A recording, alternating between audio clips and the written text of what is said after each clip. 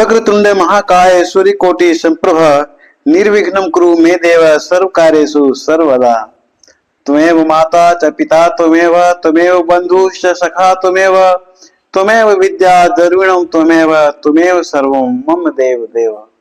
हे प्रभु, ज्ञानहीन, भक्तिहीन और कर्महीन होने के बावजूद आपके जीवन कथा का रसास्वादन खुद करते हुए और आपके भक्त जनों को भी आपके जीवन कथा का रसास्वादन कराने हेतु धर्म पथ पे चलायमान हूं।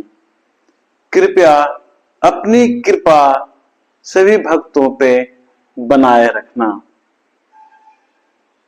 जय श्री राम। हमने देखा था पिछली कथा में कि श्री राम ने सहज भाव से उस स्थान तक जाते हैं जहां पर धनुष रखा होता है और एक हाथ से धनुष उठाते हैं और धनुष पे प्रत्यंचा चाहते ही धनुष टूट जाता है। लेकिन बड़ी आश्चर्य की बात यह है कि धनुष का उठना, धनुष का टूटना किसी ने देखा नहीं, किसी ने नहीं देखा। ये अलौकिक था, लौकिक नहीं था। किसी की आंखों को एक प्रमाण देने की आवश्यकता न रही कि मैंने धनुष उठाते देखा और धनुष टूटते देखा। देखा क्या? टूटा हुआ धनुष। श्री राम के हाथ में टूटा हुआ धनुष है जिसे उन्होंने जमीन पे रख दिया। ये शिव धनुष था। शिव धनुष का टूटना वो भी एक मर्यादा के अंदर था। अपने अस्त्र शस्त्र को तोड़ना ये कहां तक उचित है। इसलिए धनुष टूटा, ये ईश्वरीय कृपा थी। लेकिन ये हम नहीं कह सकते हैं कि धनुष टूटकर सही में वो नष्ट हो गया। नहीं, वो अभी भी प्रभावकारी है। इसीलिए शिव धनुष होने के कारण उनकी महिमा को बचाए रखने के लिए किसी की आंखें ये प्रमाण ना दे सकती थी कि हमने धनुष को उठाते देखा और टूटते देखा। देखा क्या? टूटा हुआ धनुष और एक अजीब तरह की आवाज जिससे तीनों लोक कांप गया। यहां तक कि सूर्य भी अपने रास्ता से विचलित हो गए, क्योंकि उनका जो घोड़ा था वो भी अपने रास्ते से विचलित हो गया था। इतनी भयंकर आवाज, तीनों लोगों के जीवों को ये पता चल गया कि धनुष टूटा है। दूसरी ओर वहां जो भी राजा मौजूद थे, जिनके अंदर अभी भी आशा की थोड़ी थोड़ी दीपक जल रही थी कि श्याम वर्ण वाला एक कोमल वदन का युवक कहां तक सफल हो सकता है, मेरी आंखें उसका गवाह तो बने। अब वो उस दीपक की तरह दिख रहा था। जिस तरह से दिन के समय में एक दीपक अपने प्रभाव से प्रभावहीन हो जाता है, ठीक उसी तरह से वहां जो राजा बैठे हुए थे उनका चेहरा उतरा हुआ था। उनके चेहरे पर किसी तरह का प्रभाव नहीं था, किसी तरह का आकर्षण नहीं था। वो बुझे हुए दीपक की तरह बुझे हुए दिख रहे थे।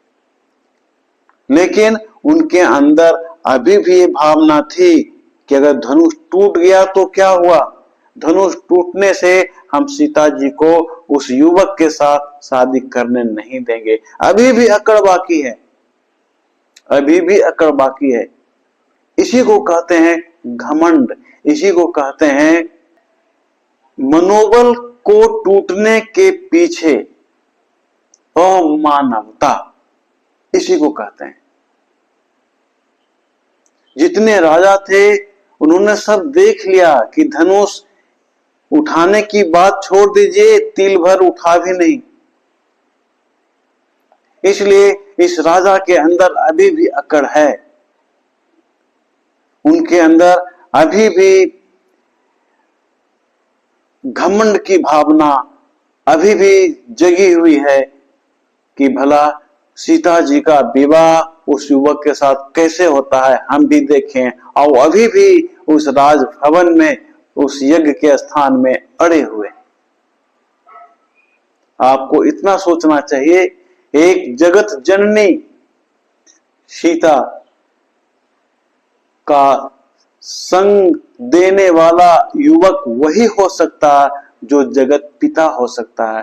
क्योंकि अनाउंसर जो था भारत ने, उन्होंने तो पहले ही कह दिया था कि जो तीनों लोक का विजेता होगा वही इस धनुष को उठा सकता है। फिर भी विवेकहीन राजा अपने विवेक को खोने के बाद भी उन्हें अभी अकल तक नहीं आई है, और अकड़ से अभी भी बैठे हुए हैं कि देखते हैं सीता का शादी किस तरह से इस युवक के साथ होता है, हम होने ही नहीं देंगे। ये विवेकहीनता का हद हो गया। आज भी हमारे समाज में ऐसे बहुत से हैं। आजकल की फिल्में आती हैं ना, जो त्रिकोण होता है, दो दो हीरो और एक हीरोइन, एक हीरोइन के पीछे दो दो हीरो होते हैं। मैं उसके साथ शादी करूंगा तो मैं करूंगा तो मैं करूंगा, दोनों में से किसी एक को मरना पड़ता है। शायद वैसा ही सपना ये राजा जो वहां मौजूद है वो देख रहे हैं, लेकिन उनको ये पता नहीं है कि सीता कोई साधारण युवती नहीं है, जगत जननी है। क्योंकि भाट ने कह दिया था कि धनुष को वही उठाएगा जो त्रिलोकी का स्वामी कहलाएगा। तो कौन सा राजा में इतनी क्षमता थी वो त्रिलोकी बन सकता था? रावण तो भय से धनुष के पास गया ही नहीं, वो तो सीधे वहां से चल दिया। अब दूसरी ओर धनुष के टूटने से सीता के मन में खुशी भी है, संकोच भी है, और सबसे ज्यादा कोई खुश है तो सीता की सखियां हैं। सीता के मन में संकोच इस बात की है कि धनुष टूटने पर तोड़ने वाले के गले में माला पहनाना है, तो हम माला पहनाने जाएं तो कैसे जाएं? ये मर्यादा का पहचान है, एक संस्कार का पहचान है। जिस तरह से आज रिंग सेरेमनी होता है, तो रिंग सेरेमनी भी खत्म हुआ भी नहीं, कंप्लीट हुआ भी नहीं कि युवक युवतियां साथ बैठकर रंग बिरंगे सपना देखना शुरू कर देते हैं। मेरा तो फ्लाइट बुक है, हम लोग यहाँ चलेंगे वहां चलेंगे। अभी शादी हुई नहीं, लेकिन यहाँ सीता जी को देखिए, वो सकुचा रही है, जबकि राजा जनक ने यही प्रण किया था कि जो धनुष को उठा लेगा, प्रत्यंचा चढ़ाएगा, उसी के साथ पुत्री की शादी होगी। वो तो वरमाला जाके डाल सकती है निसंकोच, पूरी सभा में सारे लोग जानते हैं, पूरा समाज जानता है, लेकिन नहीं, मर्यादा ने सीता जी के पैरों को बांध रखा है। मर्यादा का जंजीर से सीता जी की पैर अभी भी बंधी हुई है। संकोच है, सम्मान है।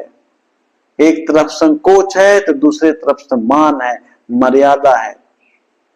वो कैसे जा सकती हैं? फिर सखियां लोग सीता जी को ले जाती है श्री राम जी के पास। वहां जाने के बाद भी वो माला पहनाने से सकुचाती हैं। पहले तो उनके कदम श्री राम के पास तक जाता नहीं, आगे कदम बढ़ता नहीं, क्योंकि उसे अभी भी विश्वास नहीं हो रहा था कि इतना कड़क तेज होकर जो धनुष टूटा वो सचमुच में तोड़ने वाला यही युवक है। सीता जी को भी संकोच है, लेकिन उन्हें याद है कि जब वो धनु यज्ञ से पहले मां देवी के मंदिर में पूजा अर्चना करने गई थी, तो मां ने आशीर्वाद के रूप में फूल का माला सीता जी के गले में डाल दी थी कि तुम्हारे मनोकामना पूर्ण होगी। यही एक बल था, यही एक साहस था जिसके बल पर सीता जी श्री राम के पास गई और माला पहनाने के बाद अब वो प्रणाम करने से सब चाह रही है। सखियां सब इशारा कर रही है कि प्रणाम करो, पैर छू के प्रणाम करो, लेकिन सीता जी पैर छूकर प्रणाम नहीं करती हैं। इस समय उनके मन में अहिल्या की वो घटना याद आ रही है जिस शिला को टच करने से शिला एक नारी बन गई थी। उसी पैर को सीता जी को छूना है। वही पैर एक शिला को छुआ जिससे एक शिला नारी बन गई। अब इनको लग रहा है कि मैं उस पैर को छूऊंगा तो भला मेरा क्या होगा। पता नहीं कौन सी घटना हो सकती है, कौन सी लीला हो सकती है प्रभु का यहाँ पर। वो सकुचा रही है और सकुचित बस वो पैर छूकर प्रणाम नहीं करके नतमस्तक होके ही प्रणाम कर लेती है। देखिए ये मर्यादा है। ऐसा नहीं कि अभिमान से पैर नहीं छू रही है, नहीं, एक भय है अंदर में कि आप हमसे इतने बड़े हैं, आपके अंदर इतनी शक्ति है। आप जिस देवी देवता की पूजा करते हैं, अगर साक्षात माँ या साक्षात देवता आपके पूजा स्थल में आ जाएं तो मेरा चैलेंज है कि आप उनसे आंख नहीं मिला पाओगे। हो ही नहीं सकता। अभी अभी दुर्गा पूजा बीता है, आप पंडाल गए होंगे, माँ के आंखों से आंख मिला करके आप देखे होंगे, आप तरह तरह के उस पर टिप्पणियां किए होंगे, आंखें ऐसी तो आंख ऐसे, कपड़े ऐसे, मुकुट ऐसे। लेकिन आप थोड़ी देर के लिए कल्पना कीजिए कि साक्षात माँ अगर वहां पर खड़ी रहती तो क्या आप उनसे आंख में आंख मिला सकते थे? हो ही नहीं सकता। आप में उतनी कैपेसिटी नहीं है कि उस शक्ति से आप आंख मिला लें। सीता जी के साथ कुछ ऐसे ही है। जो त्रिलोकी हैं, तीनों लोकों को जीतने वाला, तीनों लोकों पर विजय हासिल करने वाला, वही धनुष उठाया है। उन्हें हिम्मत नहीं हो रहा कि हम किस तरह से दो शब्द बोलें, किस तरह से हम झुककर प्रणाम करें, किस तरह से हम हाथ थाम लें। वो तो किसी तरह से बरमाला डाल दे, यही बहुत है। वो भी सखियों की मदद से, अपनी बहनों की मदद से। लेकिन आज हमारे समाज में देखिए, रिंग सेरेमनी हो या ना हो, केवल अगर बात तय हो जाए कि हाँ फलाने लड़के के साथ उसकी शादी होने वाली है, फिर दोनों तरफ का मोबाइल तो एक सेकेंड के लिए बंद ही नहीं होता। कैसे हैं, कहाँ हैं, क्या पहना, क्या खाया, कहाँ जाना है, कैसे रहना है, आपको क्या पसंद, मेरे को क्या पसंद। क्या यही संस्कार है? थोड़ा आप ध्यान से सोचिए इस चीज को। जिसके साथ अभी कुछ हुआ ही नहीं, शादी की तो बात छोड़ दीजिए, अभी बातचीत चल रही है। हम लोग इतने एडवांस हो गए हैं, इतने डेवलप कर गए। महाराज ये डेवलप नहीं है, ये संस्कारहीनता का पहचान है। मर्यादा को लांघ कर आगे बढ़ जाने का पहचान है। मर्यादा को ठोकर मारकर साइड कर देने की पहचान है। जब हमें पता है कि अमुक युवती के साथ मेरी शादी होगी, तो अगर हम 30-30 साल इंतजार किया तो 2 क्षण इंतजार करने में क्या रखा हुआ है, जिसमें हमारा सम्मान बढ़ेगा, जिसमें हमारा समाज पर प्रभाव बढ़ेगा, जिससे हमारा कीर्ति बढ़ जाएगी। और क्षणिक 2 दिन का इंतजार, 2 महीने का इंतजार ना करके हम अपने कीर्ति को, अपने समाज के ऊपर डालने वाले प्रभाव को, अपने व्यवहार को, तुरंत अपने संस्कार को रास्ता से साइड कर देते हैं। यहाँ सीता जी को देखिए, सखियां लोग लेकर आती हैं, बरमाला पहनवाती हैं। उनके अंदर इतनी संकोच है अहिल्या के घटना को याद करने के बाद कि वो पैर तक छूने की हिम्मत नहीं करती है, जबकि उन्हें पता है कि हमारे यही स्वामी हैं। ये तो क्लियर हो गया। और कोई भी अपने होने वाले पत्नी को नुकसान नहीं पहुंचाता, ये सीता जी को भी पता है। फिर भी एक अंदर से मर्यादा है, एक मर्यादा है जो उन्हें बांध कर रखा है। उन्हें हिम्मत नहीं हो रहा है कि हम कैसे आगे बढ़ें, कैसे हम उनके चरण को छुएं। दूसरी ओर राजाओं के अंदर कौतूहल है।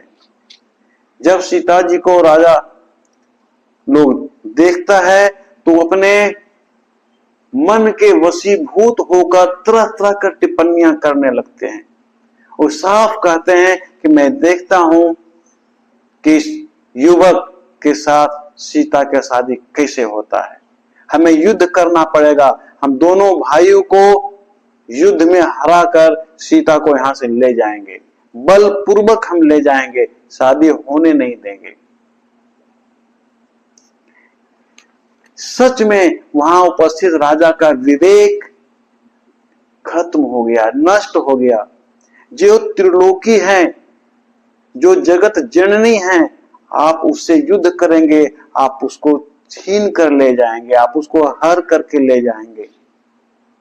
आप याद कीजिए महाभारत में जब कृष्ण बहुत छोटे थे तो गुस्सा गुस्सा में एक बार माता यशोदा ओखली से बालक श्री कृष्ण को रस्सी से बांधना चाह रही थी, लेकिन बार बार रस्सी छोटा हो जा रहा था। एक से एक लंबी लंबी रस्सी को लाई थी, सबके सब रस्सी छोटा पड़ जा रहा था। आप जगत पिता को कैसे बांध सकोगे? माता यशोदा को यह समझ में नहीं आ रहा था। वो तो सीधे एक जान रही थी कि बालक है और ओखली से उसे बांध रही थी, लेकिन बंध नहीं सका। जो पूरे दुनिया को बांध करके रखा है, जो पूरे दुनिया को अपने रास्ते पर धर्म पे बांध करके चलाने की कैपेसिटी रखता है, जो पूरी दुनिया को अपने बस में रखे हुए है, जिसके इशारे पर पूरी दुनिया चल रहा है, उसको कौन भला बांध सकता है? माता यशोदा बांध नहीं सकी। उसी तरह से यहाँ विवेकहीन राजा को सोचना चाहिए, जो ये कहते हैं कि हम दोनों युवकों के साथ लड़ाई लेकर सीता जी को लेकर भाग जाएंगे, शादी होने नहीं देंगे। ये तो हद हो गया विवेकहीनता का। कैसे राजा है वो जो जनता की रक्षा करते हैं? संजोग से वहां एक साधु राजा थे। साधु राजा ने उन राजाओं को समझाने की कोशिश की कि अब तुम्हारे साथ बचा क्या जो तुम इतने बड़ कर रहे हो? तुम यहाँ तमाशा बना रखा है। राम, लक्ष्मण और सीता जी तीनों का ध्यान उन राजाओं की तरफ चला जाता है जो आपस में तू मैं कर रहे हैं, आपस में बड़ कर रहे हैं। साधु राजा थे, उन्होंने समझाया उन राजाओं को कि तुम्हारे पास बचा क्या? जिस समय धनुष टूटा ठीक उसी समय तुम्हारा बल, तुम्हारा प्रताप, तुम्हारी वीरता, तुम्हारी प्रतिष्ठा सब के सब नष्ट हो गया। इस राज समाज को देखकर जो लाज है, लज्जा, वो शर्मा रही है। और तुम किस मिट्टी के बने हुए हो कि तुम्हें शर्म तक नहीं आती? तुम्हें अपना सम्मान का भी ख्याल नहीं है, तुम्हें अपना विवेक पर थोड़ा सा भी असर नहीं आ रहा, तुम विवेकहीन हो चुके हो। इसलिए हे राजन, अनुचित काम मत करो, वरना इसका परिणाम क्या होगा? जिस तरह से बरसात में दीपक के पास कीट पतंगे आते हैं और दीपक के आग में जलकर मृत्यु को प्राप्त होता है, ठीक उसी तरह से कहीं ऐसा ना हो कि राम और लक्ष्मण के क्रोध में आकर तुम उसी कीट पतंगों की तरह भस्म हो जाओ। अब यही बचा है, कम से कम अभी तक जीवित हो, जिंदे वापस चले जाओ। तुमने तो सब कुछ खो दिया, कुछ तो बचा ही नहीं। अब गर्व किस बात की? जिसमें मौका मिला उस समय तो तुम असफल हो गए, अब तो तुम हार चुके हो। तुम हार ही नहीं चुके हो, तुम्हारा जो प्रताप था, तुम्हारा जो बल था, तुम्हारी जो कीर्ति थी, तुम्हारा जो विवेक था, सब नष्ट हो चुका है। हल्ला होते देखकर लक्ष्मण कुछ बोलना चाह रहे हैं, लेकिन सब मर्यादित हैं। विश्वामित्र मुनि के डर से और श्री राम भैया के डर से कुछ बोल नहीं पाते हैं। एक तरफ देखिए संयम, एक तरफ देखिए जो शादियों में हम लोग देखते हैं ना, जो लोग बारात में जाते हैं उनके बैकग्राउंड कुछ नहीं होता, शक्ति कुछ नहीं होती, लेकिन पैर के अंगुलियों के बल उछल उछल कर जैसे लग रहे हैं कि पूरे ब्रह्मांड को उठा लेंगे। वो एक कर दूंगा तो वो कर दूंगा, खाना खिलाने में लेट कर दिया तो एक गिलास चाय नहीं दिया, एक गिलास पानी नहीं दिया तो नाश्ता देर से दिया, कितनी तरह की शिकायतें करते हैं। संयम नहीं है, विवेकहीनता का पहचान है वो। आप अतिथि बन करके गए हो तो आप अतिथि बनकर ही रहो। तुम्हें जैसे इशारा किया जाएगा, तुम्हें जैसे कहा जाएगा, आपको वैसा करना है। आप अपने घर में नहीं हो कि आप अपना अधिकार जमाओगे, अपनी इच्छा अनुसार करोगे, वैसा नहीं। साधु राजा के समझाने के बाद राजा शांत हो जाता है और इधर हल्ला देखकर सीता जी की सखियां और उनकी बहन सीता जी को वापस रानी के पास ले जाने लगती हैं। तो इस प्रकार सीता जी ने अपने वरमाला के रूप में श्री राम को समुद्र से भी अथाह प्रेम भेंट की है, गिफ्ट के रूप में, तोहफा के रूप में अथाह प्रेम भेंट की है। सीता जी के मन के अंदर की भावना को तो श्री राम सब कुछ समझ ही रहे हैं, तो सहज भाव में सब कुछ समझते जा रहे हैं कि सीता के मन में क्या क्या बातें चल रही है। श्री राम भी उपहार के रूप में अंदर से अंदर प्रेम न्यौछावर कर रहे हैं, प्रेम की भावना न्यौछावर कर रहे हैं, मंद मंद मुस्कान भेंट कर रहे हैं। प्रेम से बढ़कर कोई बड़ा गिफ्ट नहीं होता। आप किसी के घर जाओ, रात भर रहो, हलवा पूरी एक से एक व्यंजन आपको खिला देता है, लेकिन प्रेम का दो शब्द भी नहीं बोलता तो उसने कुछ नहीं किया, हलवा पूरी बेकार है, वो व्यर्थ है। लेकिन अगर आपको जमीन पे सुलाता है और नमक रोटी ही प्रेम से खिलाता है, वो हलवा पूरी के लाख गुना अधिक है, अधिक महत्वपूर्ण है। प्रेम से बढ़कर कुछ नहीं है, प्रेम के आगे सब कुछ व्यर्थ है। आप प्रेम से ईश्वर को वशीभूत कर सकते हैं। आप मीराबाई को लीजिए, मीराबाई को बचाने के लिए श्याम को आना पड़ा था, सूरदास को बचाने के लिए रुक्मिणी को अकेले छोड़कर नंगे पांव दौड़ते हुए गिरधर गोपाल को आना पड़ा था। श्री रामकृष्ण को ले लीजिए, पागलों की तरह खेतों में लेटते रहते थे वो कि मां तुम मुझे दर्शन क्यों नहीं देगी। मां को आना पड़ा और श्री रामकृष्ण और मां के साथ उस तरह से बातें करते थे जिस तरह से हम अपने घरों में सांसारिक माता पिता के साथ बात करते हैं। प्रेम से बढ़कर कुछ नहीं है। माला के साथ माता सीता प्रेम भेंट की है, अथाह प्रेम भेंट की है और मन ही मन धन्यवाद और आभार प्रकट करती है उस देवी को जहां वो पूजा करने के लिए गई थी। मन ही मन उनको भी आभार व्यक्त करती है कि हे मां, आपकी कृपा से, आपके आशीर्वाद से ही जो कुछ हुआ आज मैं देख रही हूं। इस सारे बातों को श्री राम मन ही मन समझते जा रहे हैं। इस प्रकार जानकी प्रेम में डूबा हुआ वरमाला श्री राम के गले में डालकर अपने माताजी रानी के पास सखियों के द्वारा ले जाई जाती हैं। सखियां उन्हें रानी के पास लेकर जाती हैं और रानी के पास जाते ही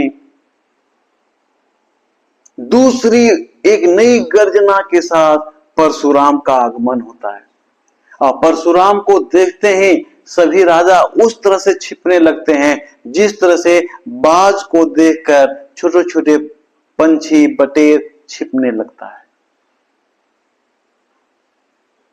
परशुराम के चेहरा से अग्नि की ताप निकल रही होती है।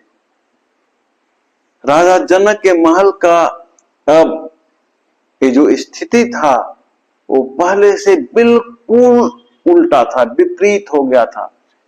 अब लग रहा था कि उस राजमहल में एक चिड़िया, एक जन, एक राजा कोई है ही नहीं। वो महल खाली हो चुका है, कहीं से कोई आवाज नहीं, क्योंकि परशुराम के चेहरा से एक क्रोध का ताप निकल रहा था। अब आगे हम देखेंगे कि परशुराम के आने के बाद क्या होता है। हम यहीं पर विश्राम लेना चाहेंगे, लेकिन अंत में तो बोलना पड़ेगा, जय श्री राम।